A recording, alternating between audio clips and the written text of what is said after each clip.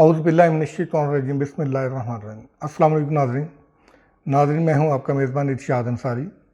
آج ہم بات کریں کہ ملک کی جو موجودہ سچویشن ہے اقتصادی اور سیاسی، اس میں جو لمحہ و لمحہ جو تبدیلیاں رونما ہو رہی ہیں، اس کو لے کے ہم جو ہے وہ بات کریں گے۔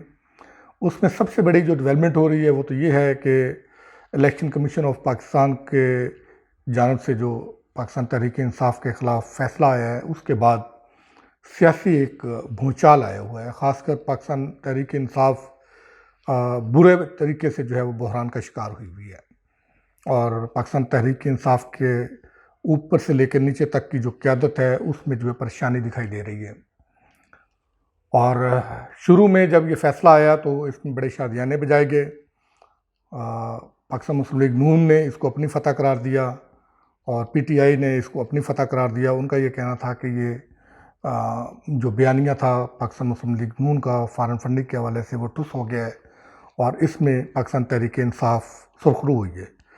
لیکن پی ٹی آئی کی جو یہ خوشیاں تھی یا جو یہ شادیانہ تھا، وہ زیادہ دیر برقرار نہیں رہ سکا، اور جیسے جیسے وقت گزرتا گیا، شام ڈھلتے ہی جو ہے وہ پی ٹی آئی نے اس فیصلے کو چیلنج کرنے کا اعلان کر دیا۔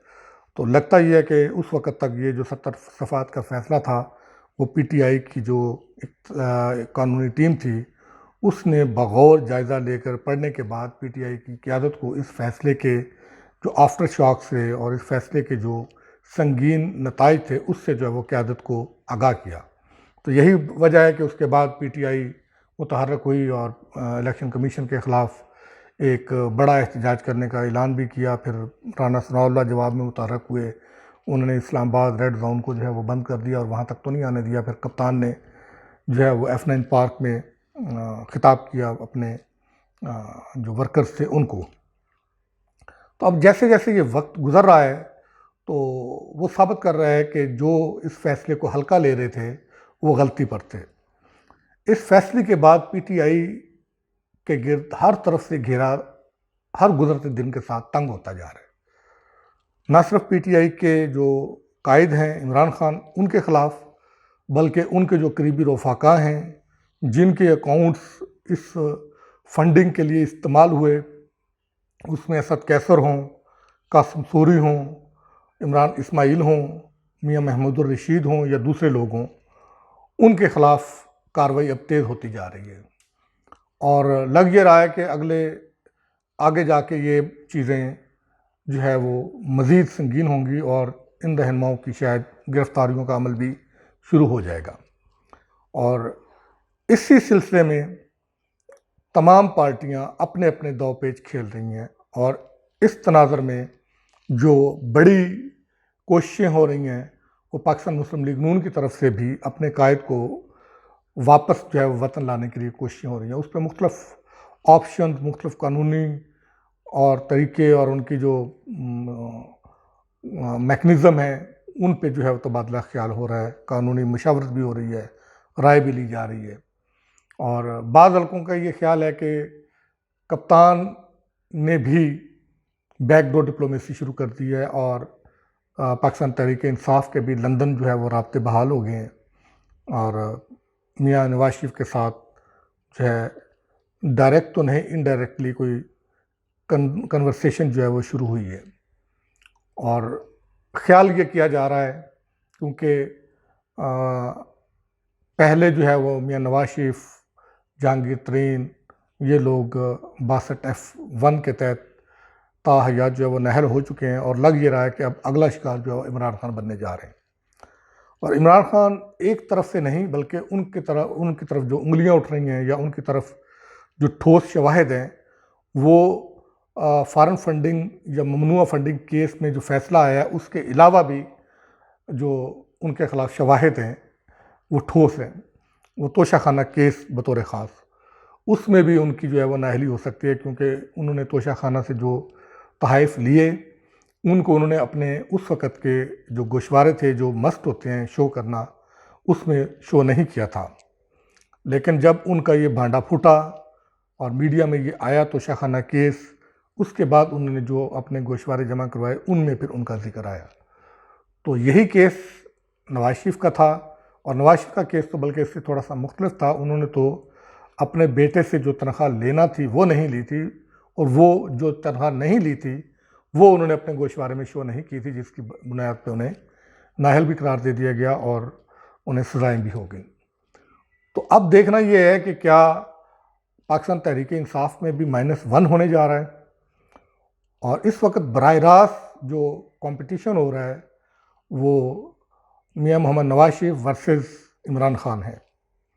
اور شروع میں پاکستان تحریک انصاف نے جو مسلم لیگ نون کی طرف سے قوانین میں ترامیم کی گئیں اس کی بڑی مخالفت کی. اب اس میں بھی وہ شد و مد نظر نہیں آ رہی، وہ جوش جذبہ نظر نہیں آ رہا. لوگوں کا خیال یہ ہے کہ اب شاید کپتان اور اس کی جماعت بھی ان ترامیم سے مستفید ہونا چاہتی ہے، اور ان کی بھی یہ خواہش ہے کہ یہ ترامیم برقرار رہیں تاکہ وہ اس سے ریلیف لے سکیں.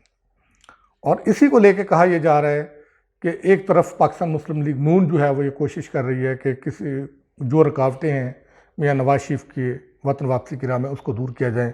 مریم نواز نے بھی اس کا کچھ جو ہے وہ اظہار خیال کیا ہے. پھر اسی طرح جو رانا ثناء اللہ ہے انہوں نے بھی اس پہ جو ہے وہ کچھ اپنے خدشات اور اپنے اظہار خیال جو ہے وہ کیا ہے. میاں جاوید لطیف نے تو وہ تو ہمیشہ جذباتی ہو کے بات کرتے ہیں، انہوں نے تو یہ بھی کہہ دیا تھا کہ جلد ہمارے درمیان ہوں گے اور وہ کمپین جو ہے وہ لیڈ کریں گے. البتہ اس بات پہ کنسنسس پایا جاتا ہے پاکستان مسلم لیگ نون کے رہنماؤں میں کہ جو اگلے عام انتخابات ہیں اس کو لیڈ میاں نواز شریف کریں گے کمپین کو، اور پھر جو مقبولیت ہے اس کا گراف بھی جو ہے وہ جو کم ہوا تھا اس کو دوبارہ گین کریں گے. لیکن اس سے پہلے اب یہ سوچ و بچار ہو رہی ہے کہ جو قانونی پیچیدگیاں ہیں ان کو کیسے دور کیا جائے، کیونکہ اگر وہ واپس آتے ہیں تو ان کو سب سے پہلے تو جیل یاترا کرنی پڑے گی. اس کے لیے کوئی بات چیت ہو رہی ہے کہ کیا راستہ نکلے گا. اور دوسرا یہ کہ پارلیمنٹ کے ذریعے جو ہے وہ قانون میں ترمیم کی جائے اور جو نااہلی کی تاحیات نااہلی کی جو سزا ہے اس کی شک کو جو ہے وہ ختم کر دیا جائے یا اس کا تعین کر دیا جائے. تو یہ اگلے دنوں میں آنے والے دنوں میں تھوڑا سا معلوم ہوگا کہ یہ کیا ہوگا. اور دوسری طرف جیسے آپ کو بتایا ان کے رہنماؤں کے خلاف گھیرا تنگ ہو رہا ہے.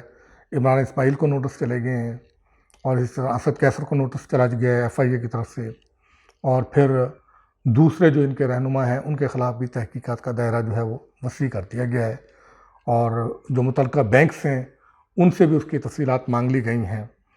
اب یہ دیکھنا یہ ہے کہ کیا یہ پاکستان تحریک انصاف کے جو اہم رہنما سمجھے جاتے تھے کیا یہ اپنی جو اپنا سیاسی جو بصارت ہے اس کو بروئے کار لاتے ہیں، اور اپنی جو سیاسی وفاداریاں ہیں ان کو برقرار رکھتے ہیں. دباؤ جو ہے ان پہ جو آئے گا آنے والے وقتوں میں اس کو کیا یہ برداشت کر پائیں گے یا سرنڈر کریں گے. کہیں یہ بھی کپتان کے خلاف وعدہ معاف گواہ تو نہیں بنیں گے، یا کوئی آ کے اپنا بیانیہ تبدیل تو نہیں کریں گے، یا اپنی سیاسی وفاداریاں تبدیل تو نہیں کریں گے. یہ آنے والا وقت بتائے گا. البتہ پاکستان تحریک انصاف کا جو مستقبل ہے وہ اس وقت شدید خطرات سے دوچار ہے، کیونکہ پاکستان تحریک انصاف صرف عمران خان کا نام ہے. اگر عمران خان نہیں ہے تو اس کے بعد پاکستان تحریک انصاف کا جو شیرازہ بکھرنا بہت آسان ہو جائے گا. تو لہٰذا اب یہ آنے والے وقتوں میں پتہ چلے گا کہ کیا پاکستان تحریک انصاف کے جو قائد ہیں عمران خان وہ اپنا دفاع کر پائیں گے، یا وہ بھی جو ہے وہ تاحیات نااہلی کا شکار جو ہے وہ ہو جائیں گے، اور کیا وہ گرفتاری کا بھی سامنا کر پائیں گے. کیونکہ یہ بھی بات آ رہی ہے کہ آگے چل کے ان کی جو ہے وہ گرفتاری بھی عمل میں لائی جائے گی. نام ان کا پہلے ہی اسی عمل میں ڈالا جا چکا ہے. باقی بیان بازیاں ہو رہی ہیں، وہ ڈائلاگ چل رہے ہیں سیاسی، فواد چودھری بھی کر رہے ہیں، شیخ رشید بھی دے رہے ہیں. یہ سیاسی ڈائلاگ ہیں. جب اوپر پڑتی ہے سر پہ تو پھر پتہ چلتا ہے. یہی شیخ رشید تھے جو کبھی بڑی بڑکے مارا کرتے تھے. ایک کلاشنکوف کیس آیا تھا تو یہ پھر بالکل رام ہو گئے تھے، بیٹھ گئے تھے، ان کی آواز بھی نہیں نکلتی تھی. تو لہٰذا اب یہ آگے جا کے پتہ چلے گا کہ یہ دباؤ برداشت کر پائیں گے یا نہیں کر پائیں گے.